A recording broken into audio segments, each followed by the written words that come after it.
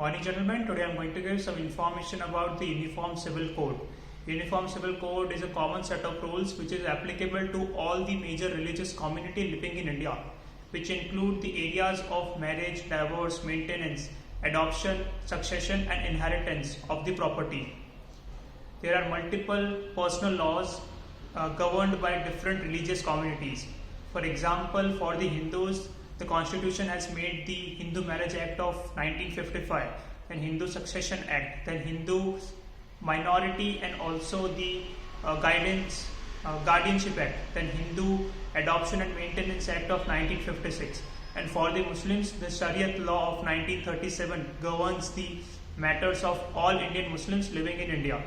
And it clearly states that the state shall not interfere in the matters of Muslim, and a religious authority will be responsible for passing of the declaration.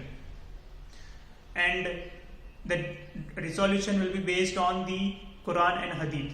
And for the Jews and Christians, there are multiple personal laws. Supreme Court for the first time directed the Parliament to frame a uniform civil code in the year 1985 in the case of Muhammad Ahmad Khan versus the Shah Banu Begum, which is popularly known as the Shah Banu case. In this case, Shah Banu claimed maintenance from her husband after she was given triple talaq by him. However, the government overturned the decision by the way of Muslim Women's Act of 1986, and Shah Banu received the maintenance from her husband after she was given triple talaq. Supreme Court faced a similar problem in the year 2017 in the Shaira Banu Begum case, and Supreme Court ruled that the practice of triple talaq is unconstitutional.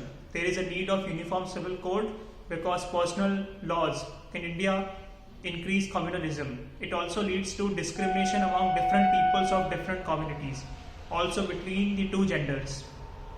And also the directive principle of state policy under Article 44 of Indian Constitution states that the state shall endeavour for its citizen a uniform civil code throughout the territory of India.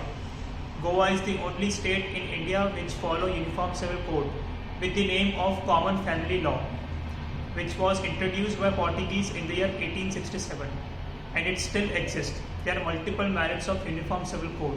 First is there are multiple personal laws, and uniform civil code will remove the confusion and overlapping of such personal laws. Second merit is uniform civil code will also increase the secularism in India.